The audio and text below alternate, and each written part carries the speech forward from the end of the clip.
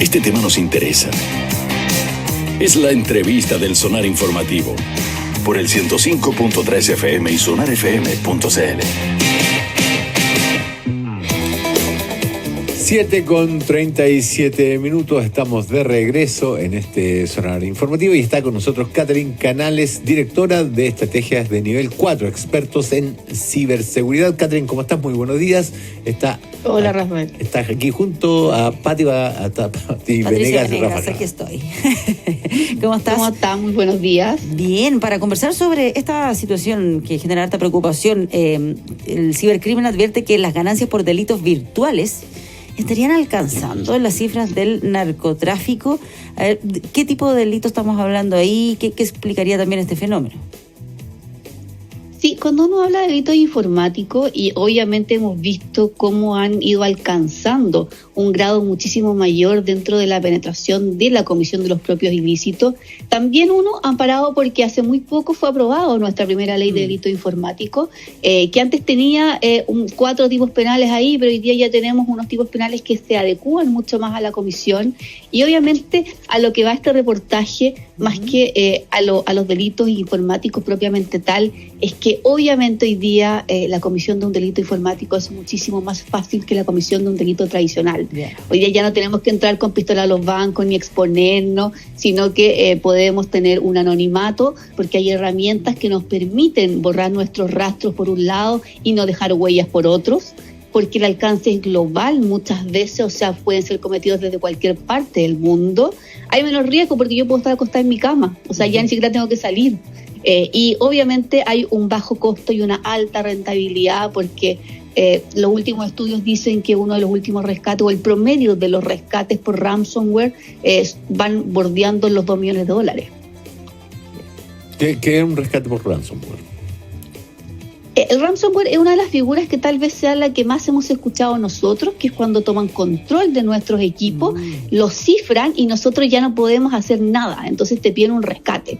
En la pantallita lo único que podemos ver cuando entramos a nuestro sistema es que tenemos que pagar un rescate, y lo hemos visto harto últimamente, lo hemos visto en Estados Unidos, en Chile también, donde después de pagar este rescate se forma un verdadero negocio. Entonces, claro, esto también es bien curioso, porque cuando a ti te encriptan la información y no tienes acceso a ella, después de eso el ciberdelincuente, si tú pagas el rescate, te entrega la llave de desencriptación, y como a veces somos usuarios normales y no sabemos cómo hacerlo, ellos te ponen a disposición un servicio técnico, una asistencia. Entonces, la verdad es que servicio completo, digamos. Pero por supuesto. Entonces, el ransomware, que es uno de los mayores o más dañinos en cuanto a las ganancias que pueden generar los delitos informáticos, efectivamente hoy día lo estamos viendo que están bordeando los $2 millones. En Latinoamérica están en el borde de los 500.000, pero así todo, imagínate, es algo que no te costó nada, porque muchas veces, porque muchas veces incluso ni siquiera tú tienes que ser un experto informático para poder tener acceso a un malware como el ransomware. Hoy día también se vende como servicio en la Deep Web. Entonces, una compra-venta donde yo compro ese servicio, pongo a disposición cuál es la empresa o institución a la cual quiero afectar, porque soy un exfuncionario tal vez, porque tengo las passwords, porque a lo mejor es más fácil, porque sé que si... Claro, porque si sé que, por ejemplo, no, tirémosle un phishing a esta persona en particular porque seguro que cae, entonces si voy más o menos dateada, después compartimos las ganancias nomás. Entonces se da también como un servicio. Ahora es interesante esto del ransomware por varias razones, digamos. La primera es que, como tú dices, no me muevo de mi casa, no tiene nada que ver con el comprar el camión para llevarse los billetes, ni las armas de fuego para intimidar a nadie, ni subcontratar, digamos, el servicio de seguridad, nada. Segundo, eso implica que es pura ganancia. Tercero, ¿hay formas de rastrear esto o normalmente el rastro simplemente se fuma? Ahí estamos, yo creo, en la parte más compleja de los delitos informáticos, porque por un lado Chile es parte de la adecuación del Convenio de Budapest, que es el primer convenio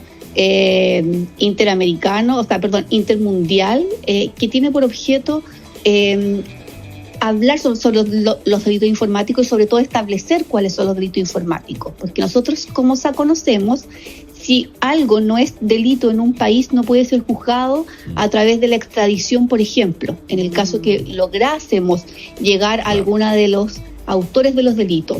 El problema es que la persecución es muy difícil, primero porque la investigación ya de por sí es difícil, y hoy día la Brigada Civil Crimen hace una tremenda labor, pero así todo no es capaz de investigar todos los delitos informáticos que los cuales se le están poniendo a disposición, por un lado. Y por otro, porque un tema de cantidad de delitos.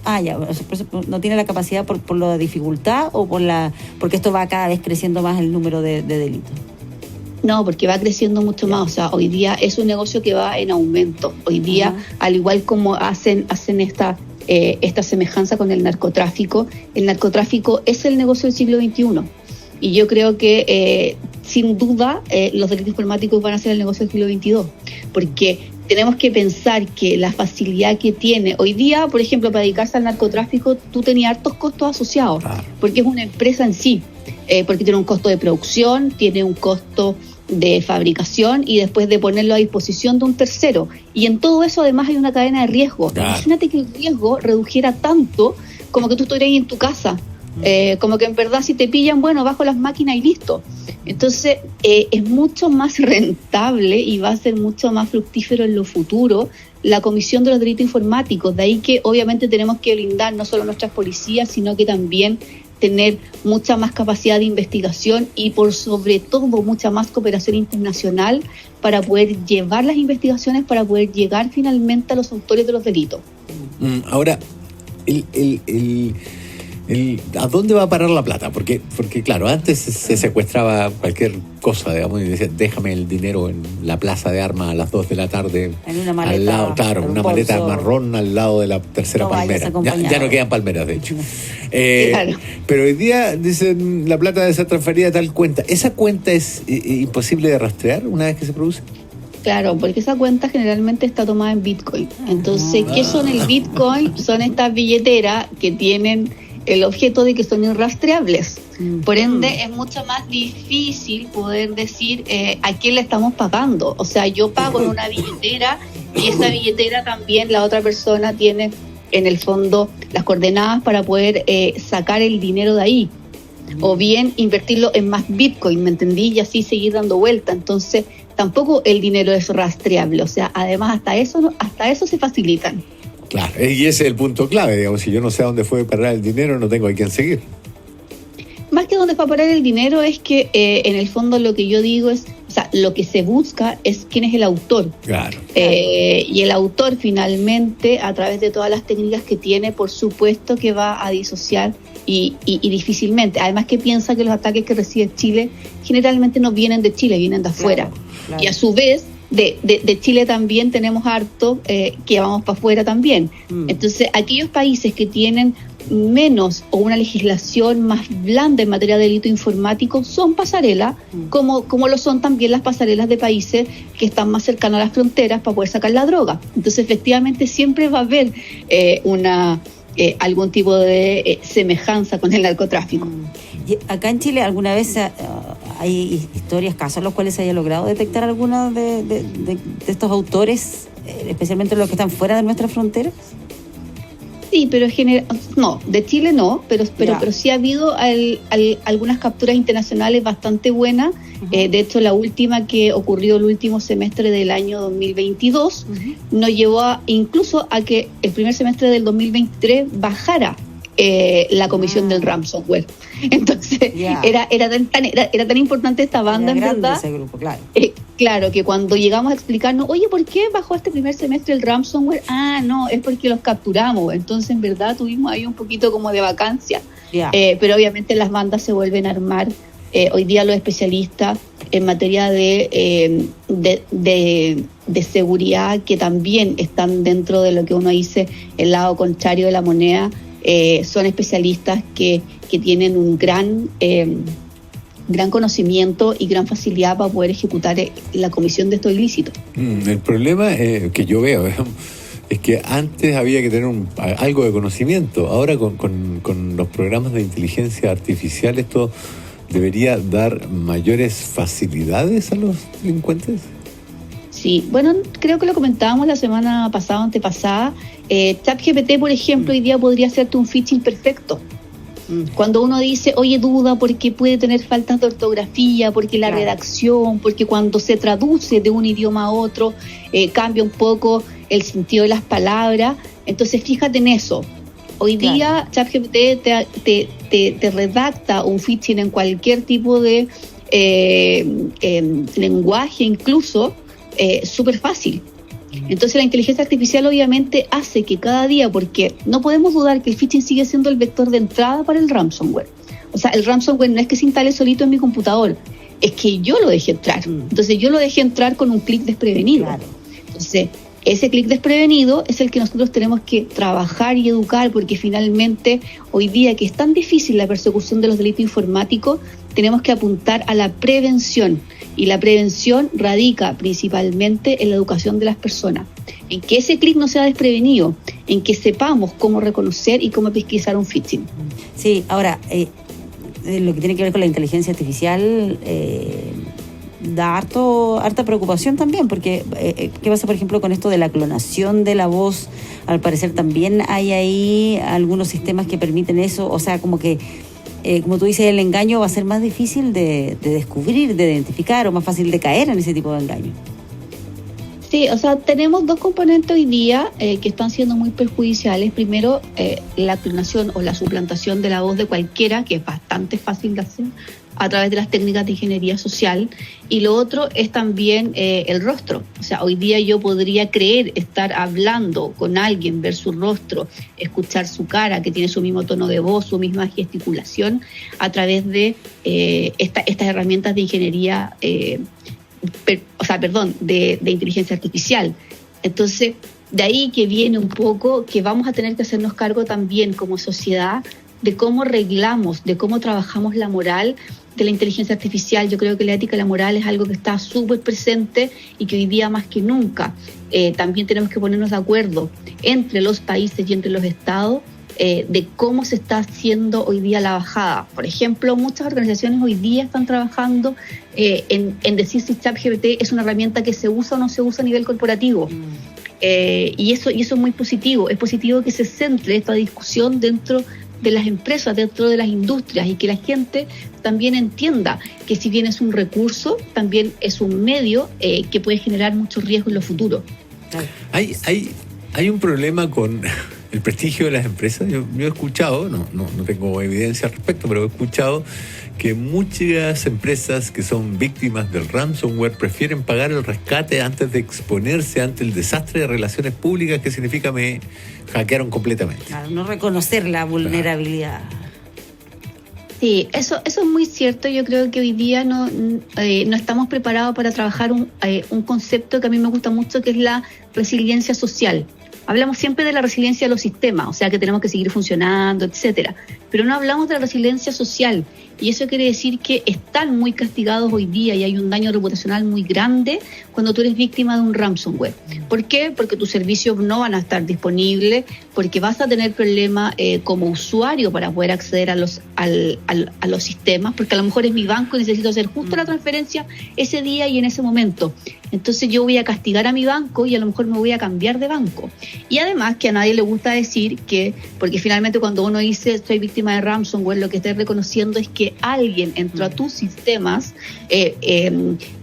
tomó tus archivos y eventualmente los sacó, y además tiene la información de tus clientes y que en cualquier momento te la va a exponer.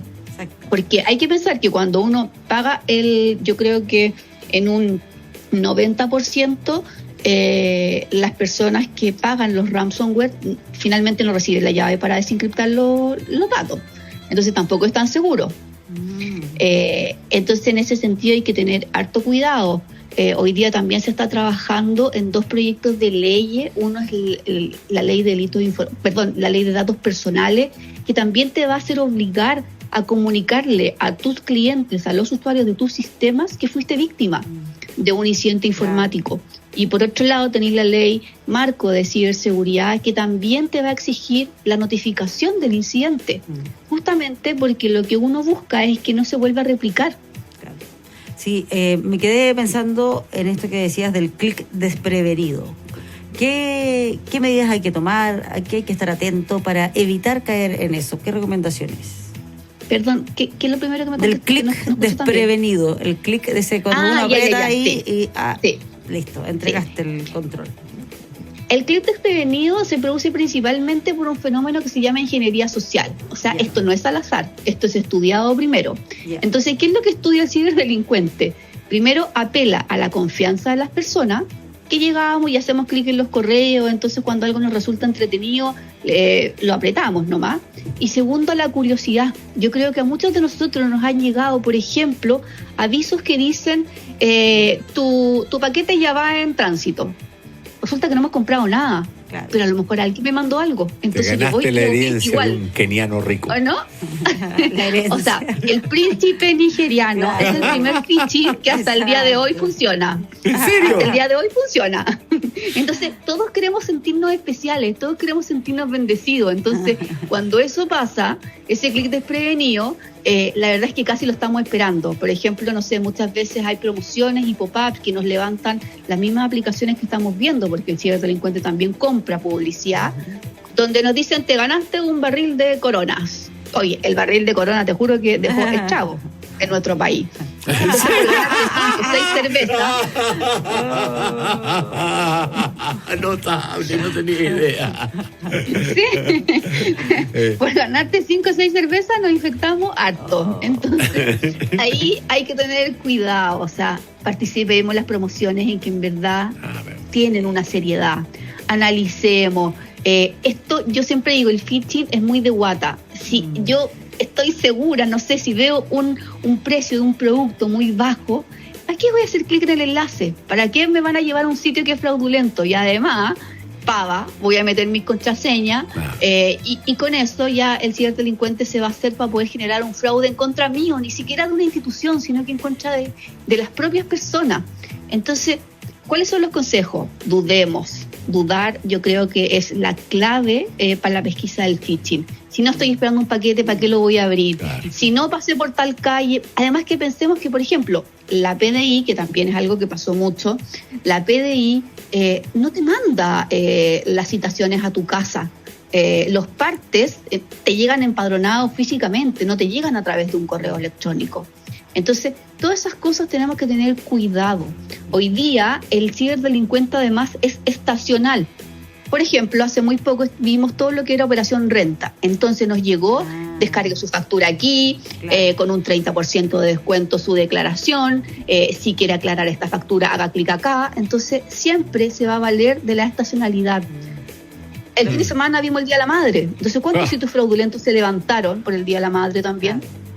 No, pero esencialmente, señora que está escuchando, es muy, muy altamente improbable que usted se gane el loto, el quino, cualquier juego de este tipo. El barril de cerveza o la herencia del príncipe keniano, sobre todo si no jugó. Eso mismo digo yo. Yo siempre decía cuando chica, ojalá me gane el quino, y mi papá me dice, ojalá algún día juegues el quino. Claro. ¿Te das cuenta? Sí, pero se juega con la ilusión de ser tocado por la mano de Dios, ser tocado en la billetera por la mano de Dios.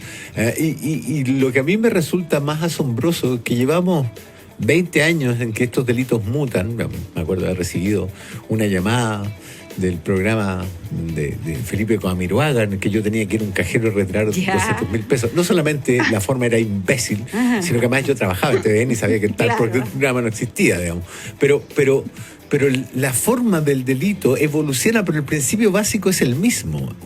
El cuento del tío. Claro, o la venta del buzón. O la venta de la luna. Y sin embargo, la gente, o el montón de billetes que se caen en la calle y repartámoslo a medias, págame lo que tengáis en el bolsillo. Es lo mismo, pero de alguna manera la gente, incluso gente a la que uno le tiene mucho respeto porque la considera muy razonable, cae una y otra vez, digamos. Y en el phishing o el ransomware no existe la amenaza física que existía en otros lados, porque en otro tipo de asalto hay también una intimidación. Acá no, es simplemente la tentación. Y de alguna manera caemos en ella. La pregunta que a mí me surge es, a ver, ¿es particularmente agudizado en Chile? ¿Es un fenómeno de la cultura cristiana occidental judía? ¿Es extendido en todo el mundo? ¿Le mandan el correo del príncipe Kenyatta a los musulmanes de Qatar y también lo compran? Sí, es un fenómeno que se reproduce en todo el mundo. De hecho, el último príncipe nigeriano que yo recibí venía en 3 idiomas. ¡Qué notable! De verdad, venía en inglés, en español y en portugués. O sea, alguna tenía que achuntarle el príncipe, Claro. ¿me entendí? Entonces no, eso es un fenómeno mundial, y ese fenómeno mundial también es una preocupación mundial hoy en día. Piensa que cuando se levantan los riesgos en el último Foro Económico Mundial, los delitos informáticos ocupan el lugar número 8. Entonces estás pensando en que están desplazando incluso al riesgo de quedarnos sin alimentación. Entonces se posicionan hoy día como un riesgo global. La proyección, porque yo he leído siempre que entre narcotráfico, tráfico de armas, tráfico de personas, tráfico de animales exóticos, ahí hay como 4 delitos que producen mucho dinero, pero la proyección del delito informático, ¿en cuánto tiempo se va a convertir en el delito más rentable del mundo? Bueno, hay algunos datos y algunas proyecciones que dicen que a fines del 2023, o sea, de este año, cada 9 segundos se estaría concretando un ataque de ransomware. Cada 9 segundos. Sí, así es. Concretando y teniendo éxito. Claro. Entonces, ¿cuánto hoy día yo tengo en la calle, por ejemplo, por decirlo? 384 millones de intentos de distribución de ransomware. Y de esos 52.000 millones son a América Latina. Y si eso lo multiplicamos, porque a lo mejor, América Latina no es tan poderoso como otras naciones, pero digamos que el costo del promedio del ransomware son $300.000, $200.000, o sea, ya hace harto rato que pasamos al narcotráfico. Claro. Lo que pasa es que no todo el mundo lo confiesa ni es tan fácil de rastrear. Quizás. Muy bien, un panorama alentador. Súper alentador. Voy a empezar a desinstalar cosas en mi teléfono. Sí, por eso vuelvo al concepto, somos ciudadanos digitales y como tal tenemos que tener una conciencia de lo que hacemos y cómo nos comportamos en el ciberespacio, que hoy día es nuestro cuarto espacio. Catherine Canales, muchísimas gracias. Catherine es directora de estrategia de nivel 4, experto en ciberseguridad y además es exdirectora operacional del equipo de respuesta ante incidentes de seguridad informática del gobierno. Muchísimas gracias por el tiempo que nos ha regalado aquí en Radio Sonar. Un Gracias abrazo, por conversar con gracias, nosotros. Rafael, Patricia. Chao. Chao.